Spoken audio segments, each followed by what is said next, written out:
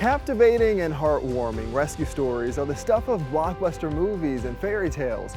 But around the country, average citizens risk their own lives to save others, more often than you would expect. I'm Stephen Graves. Join me today as we take you through stories from across the nation about rescues, both big and small. We are starting in Pittsburgh, where reporter Sheldon Ingram is talking to a heroic football coach who remained calm in a critical emergency. It was at football practice when a youth football coach tried to save a life of a 10-month-old child in this Vandergrift neighborhood. He says he was driven by the fear of the child dying in his arms.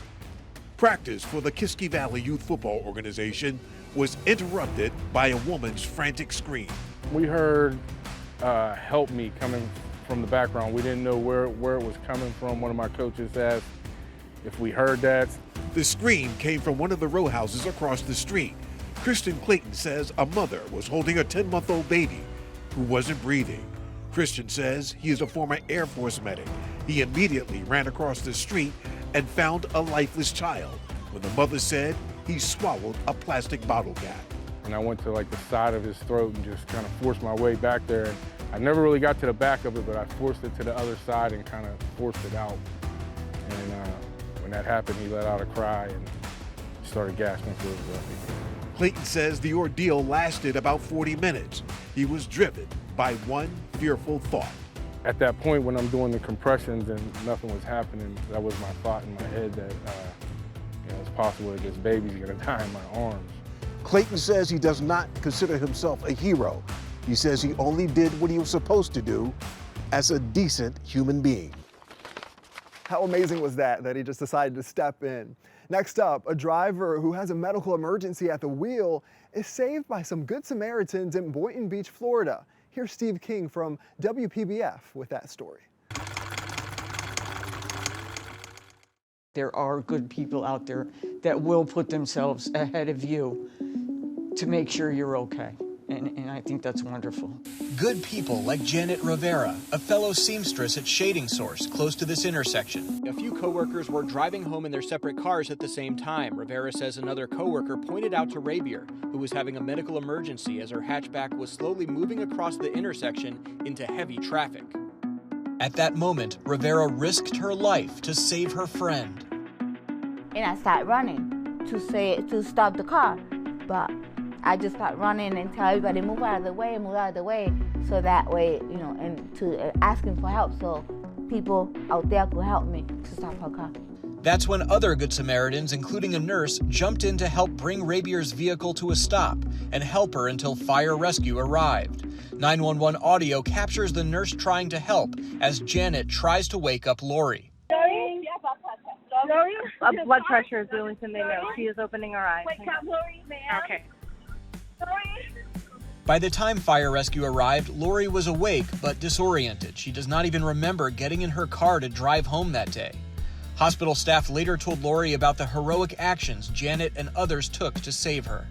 I don't know how to thank them. I wish I had a way to thank them. I wish I was a millionaire. I'd buy them all a boat or a house or something. I don't know how to thank them. I just don't have the words. I don't know what to say to them, except thank you. Lori's been back at work all week, working alongside her friend Janet, who's thrilled Lori is feeling better. I'm always now asking her where she's going, if she's okay. Well, running into moving traffic, that requires some serious guts. Stay tuned, we have an update on that story later on. Now, the story about a surfer who is lucky to be alive. These three Good Samaritans being hailed as heroes for coming to the rescue of Steve Broomer, a swimmer who was attacked by a great white shark off Lovers Point. Efforts now underway to nominate them for an American Red Cross Heroes Award. So we're looking at honoring them. They're heroic, individuals in our community and in their home community. I'm sure the same thing's gonna, be able to happen. But what they did, not a lot of people would do that, knowing that there was a shark still in the water. But they didn't even think twice. They went in and rescued this gentleman, and because of that, he's alive today. After being brought to shore by the Good Samaritans, the 62-year-old Broomer underwent 2 hours of surgery. His doctor said had it not been for the Good Samaritans, Broomer might not have survived the attack. Yes, they were extremely helpful. They were actually the real heroes of the situation. Without someone on the beach ready to go out and bring him back in, and then people on the beach ready with tourniquets, he could have also lost his life just in that fact. If there was no one available, or if there was no one able to bring him in, he could have died in the water. The bystanders were crucial in saving his life. The Good Samaritans are from your left, Heath Braddock, a surfer from Moss Landing, Amy Johns, a nurse from Folsom, and her husband, Paul Bandy, a Sacramento police officer. All were in the water that day, and Bandy said he did what he's trained to do. As a police officer, I respond to emergencies all the time, so I don't think there was ever a question of whether or not we were going to go. It was just how fast we were going to be able to get there. The couple were in town celebrating their wedding anniversary, staying here at the Colton Inn. In a show of goodwill, the hotel did not charge them for their entire stay.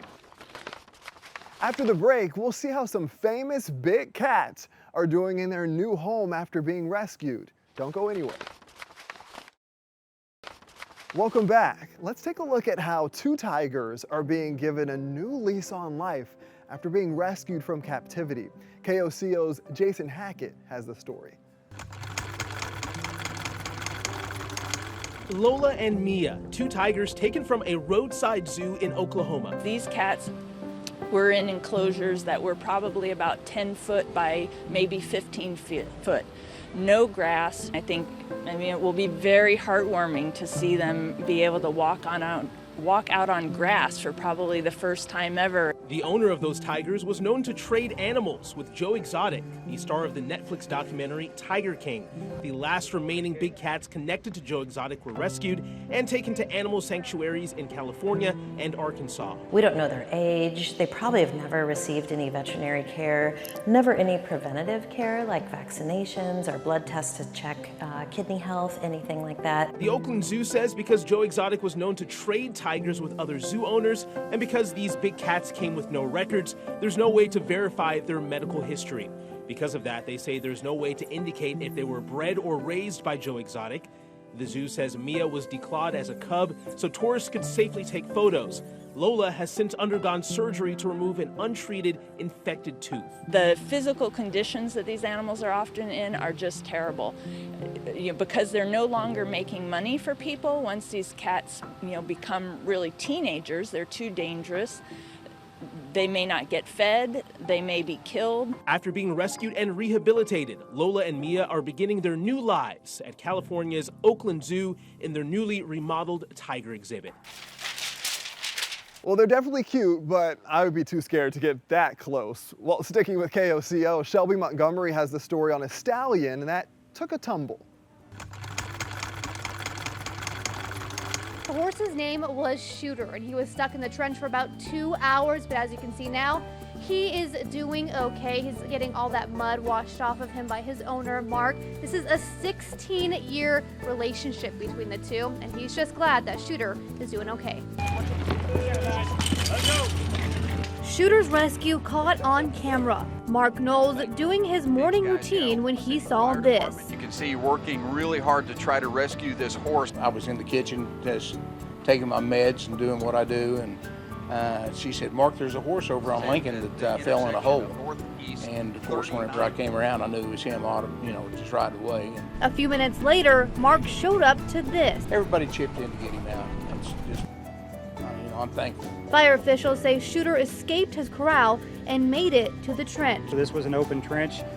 When we arrived, the workers that were on scene advised us that the horse was out of the trench, and then when they arrived and approached the area, the horse got spooked and fell into the trench. The trench nearly 8 feet deep and muddy. The horse was appeared to be standing, but there was large amount of water in the trench, so it began to sink. Using a rope and the excavator to make stairs, fire and construction crews got Shooter out nearly 2 hours later. It's always a good feeling. You know, that's what we're here for, is to meet the need, no matter what the need is. In this case, it was to help rescue that horse, and the horse owner and property owner were obviously very thankful in the job that was done. Mark now showing Shooter some extra love. He's my baby and I love him. He's going to get some extra treats.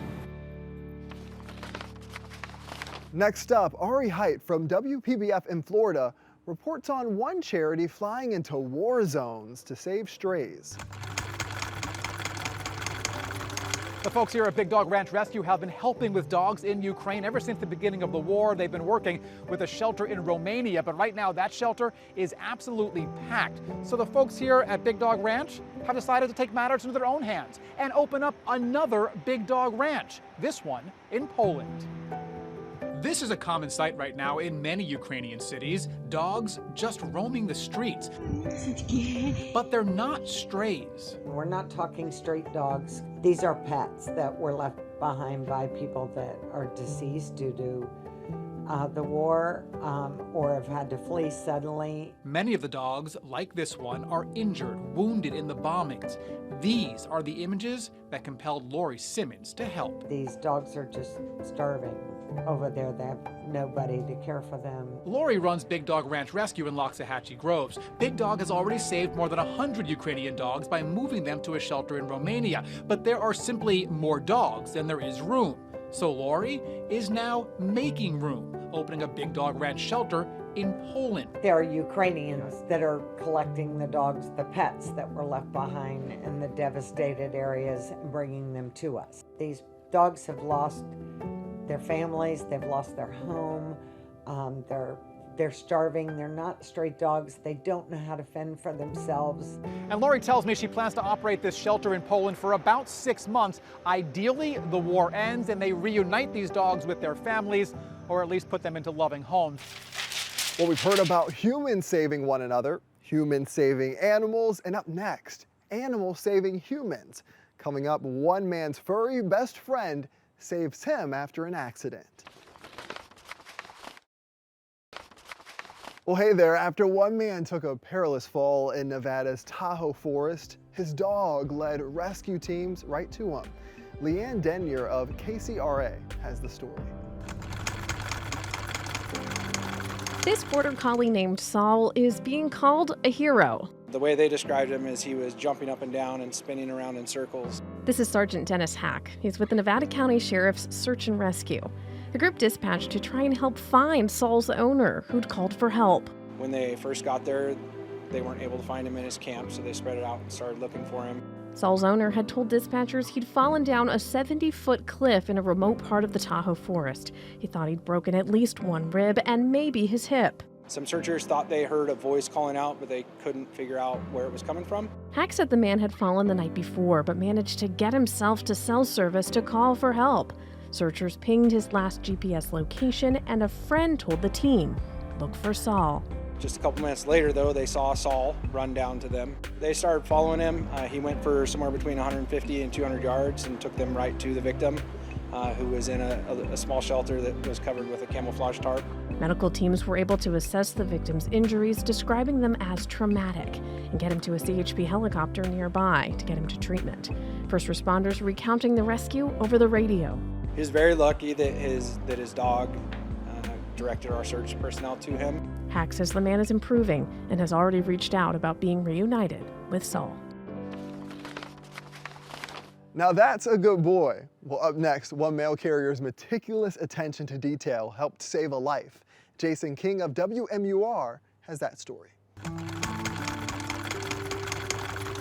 Police say what happened on Thursday is indicative of a small town where people know each other, and in this particular case, a mail carrier recognizing something might be wrong and speaking up.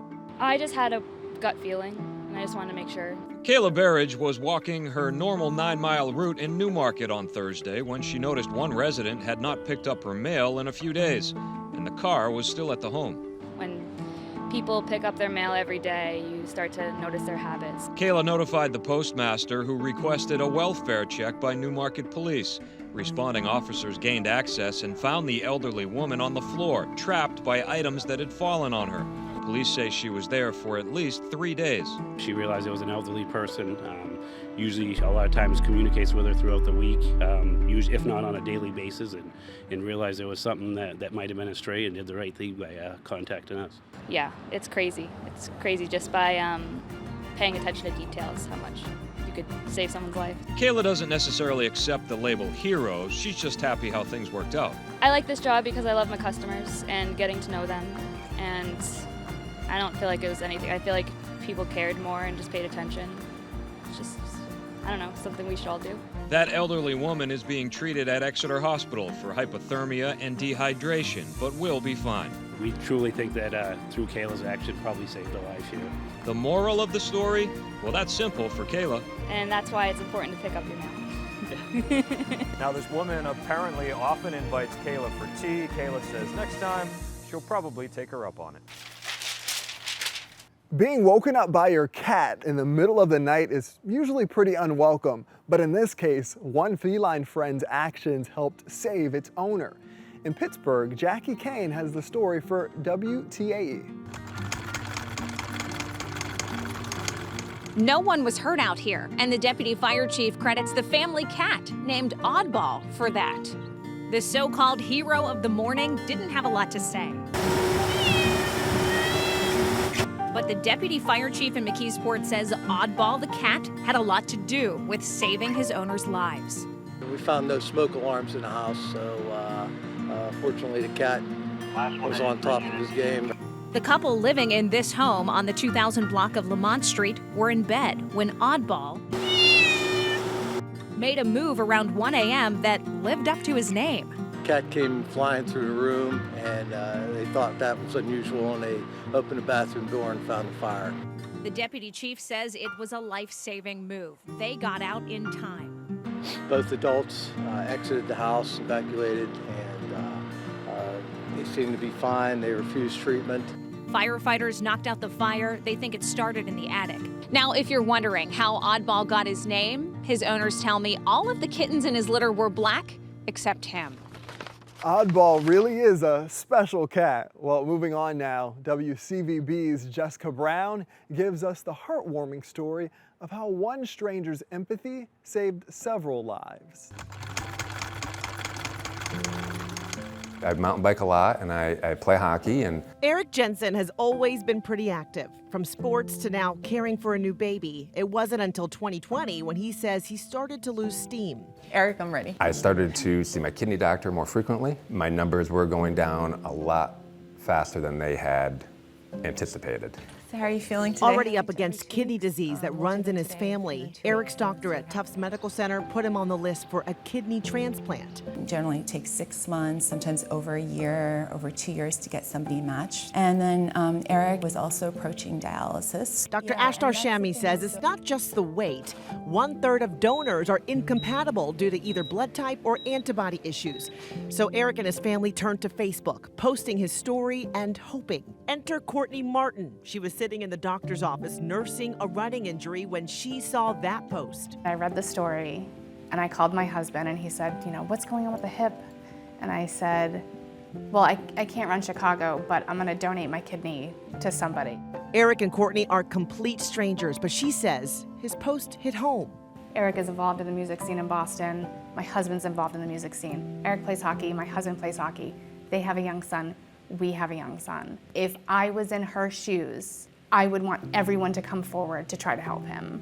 And I just knew that I could do it. I am healthy, I am super active. Courtney was a match, but not just for Eric. She also matched with another stranger named Dan, whose brother was willing but incompatible. And that set off a life-saving swap.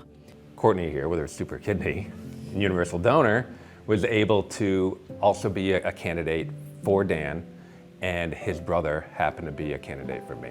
For this group, it was a no-brainer. In December of 2021, they all went in for surgery, and after the successful transplants, all 4 patients got to meet. When we all met, there was a lot of hugging, and I was able to exchange text messages with Dan's mom, who was very, very grateful and very sweet. A new lease on life for Dan and Eric. Thank you. Who says he's forever grateful.